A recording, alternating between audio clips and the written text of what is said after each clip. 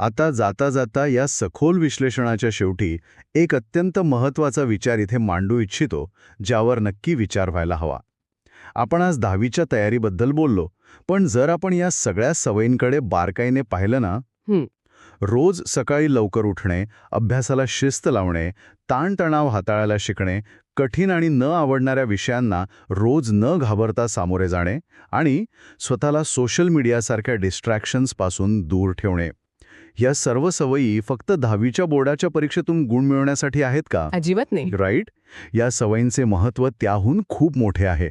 याच त्या सवयी आहेत ज्या भविष्यात कोणत्याही करिअरमध्ये, नोकरीत किंवा आयुष्यात येणाऱ्या मोठ्या आणि कठीण आव्हानांना तोंड देण्यासाठी आवश्यक असतात. जेव्हा एखादा कठीण प्रोजेक्ट समोर येतो, तेव्हा ती ईट द फ्रॉगची सवयच कामी येते. जेव्हा ताण वाढतो, तेव्हा या व्यवस्थापनाच्या सवयी आपल्याला तारतात.